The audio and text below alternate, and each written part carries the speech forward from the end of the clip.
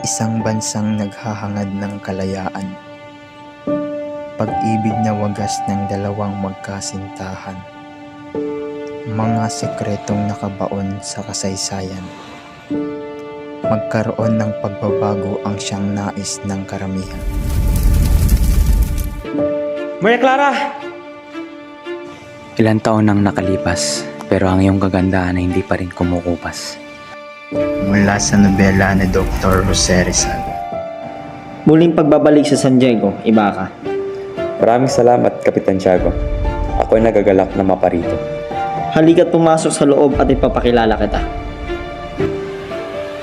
Kaninong panig ang magwawagi? Kinagagalak na ipakilala sa inyo lahat, si Crisostomo Imara. Kalayaan? Ang mga ama, ng mga taong supag ay dapat parusahan ngayon baraka. O kamatayan? Mga mamamatay tao! Sumusobra na! Lumayo kayo! Hindi nyo ibig mamatay! Ang nobelang nagpasiklab ng revolusyon. May babalik pa ba sa dati ang nakaraan? Mga anak ko! Celia, Kristen! Mag-anak kayo! Hustisyang hindi para sa lahat. O Sisa! Kumanta ka!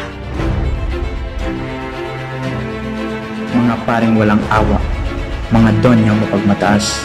Mga mamamayang kinakawawa.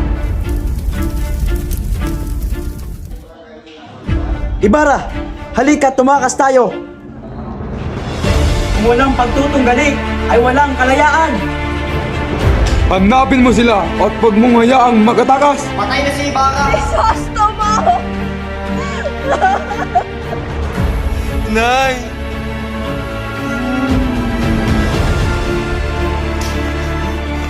Kalampastangan!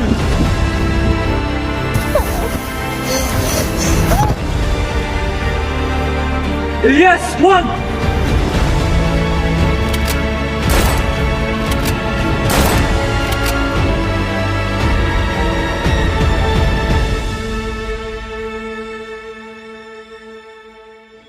Magbago man ang lahat, ngunit ang pagmamahal ko sa iyo ay hindi kailanman magbabago. Ikaw at ikaw pa rin ang pipiliin sa araw-araw. Kanang oras para pumarating dito. Go. Magdahan-dahan kayo para lumasaw sapagkat nasa ilalim kayo ng isang pugo ng Indio. Wala kang utang na loob. Go. Sigurado na ba sa isang saklab? Mga Ginoo, ikinalulugod ko na ipakilala ang anak na nasirang kaibigan, si Don Rafael. Siya ay si Crisostomo Ibarra.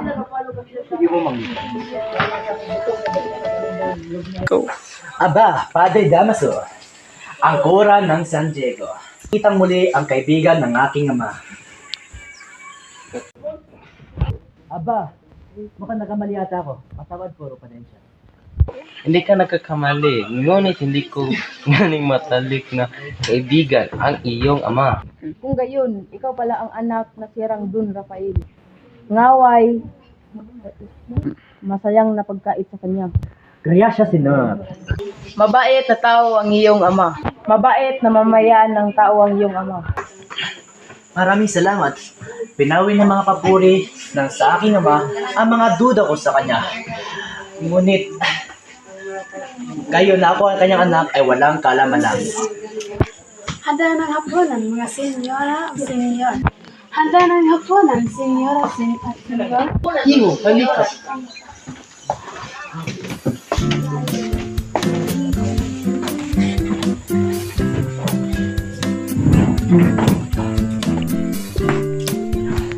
Nagpaluto talaga ako ng tinola para sa iyo. Batid kong matagal mo na itong hindi natitikman. Servidor, ipasok mo na ang sobo. Ikaw, dali mo lang dito. Malito sa... Alam niyo ba? Delisyoso. Ito ba tayo? Hindi mo niya patayin ng musika na ka-edit ka sa sila.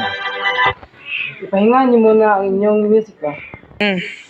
Senyor Ibarra, mahigit 10 taon na kayo nasa iyong lupa. Sabi hindi mo makakalimutan ang Diyos mo. Ko, kahit tila nalimot ako ng ating bayan, halos isang taon na akong nawala. Wala akong nakuhang balita dito sa San Diego. Kaya hanggang ngayon hindi ko alam kung ano ang totoong dahilan sa pagkawala ng aking ama. Don Ipa, hindi ba kayo nakakatanggap ng telegrama? O manin, senyora at senyora. Para hindi malungkot ang ating usapin, naan tayo ng kasiyahan. Ito na lang ang iyong ito na lang yung sagutin. Ang iyong narating, senyor. Yon lang ba ang edukasyon ng mga Europa? Nakakawalang modo. Napansin ko lamang na ang mga kaunlaran o kahingan ng mga mamayan ng bayan ay katumbas ng kaunlaran nito o edukasyon ang kawalan nito. Yan lang ba? Noon pa man ay ganun na siya maglambing. Mula nung kami ay mga musmos pa lamang. Manhin, sisirong, Ay, Spensa, ipagpatuloy muna natin ang hapunan. Maupo ka muna, iho. Hindi na po Teo, ipagumahin niyo po lahat ng ipamanhin niyo po Teo. Ngunit gusto ko nang magpaalam. Inom na lang po tayo sa ngalan ng Las Pinas at Espanya.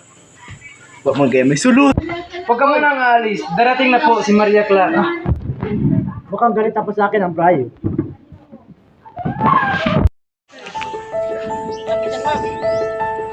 Ang pagpangit ng mga bahay, talagang isang angel lamang ang nais tumira. At eto ba, hindi man lang magbigay-pugay sa aming sa mga katulad naming mga mahalika. Hindi katakatakang pangungutya pa rin pala tungkol sa kanila. Bakit ganyan kayo makatingin? Nainggit pa kayo sa akin? Kayo? Kainggitan ko? At bakit? Nainggitan ko pala ang iyong pulong-pulubi. Magandang kamay. Narawan naman ang dalawang donyang walang asan. Kahilingan nila. Para sabihin ko sa iyo, Donya Konsolasyon, hindi ako probinsya ng tao katulad mo. Walang nakapasok na alteres sa aming bahay, kundi naghihintay lamang sa pintuan. Hindi nga nakakapasok ang mga altres kundi ang mga ipinagdiyos katulad ng iyong asawa. Aba, walang galang. Harapin mo ako.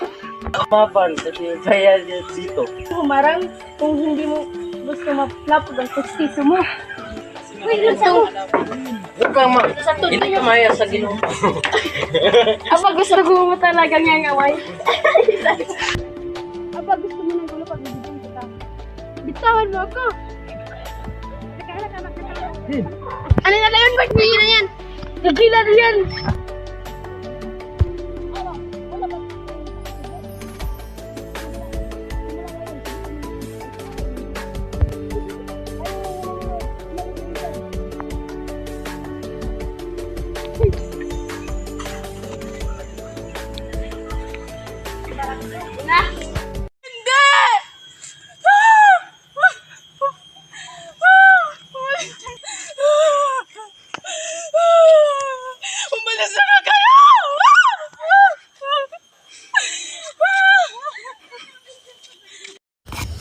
괜찮아. 괜찮아요. 괜찮아.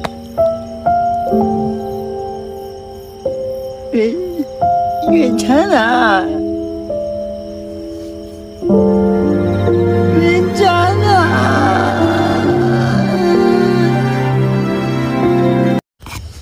괜찮아. 괜찮아요. 괜찮아.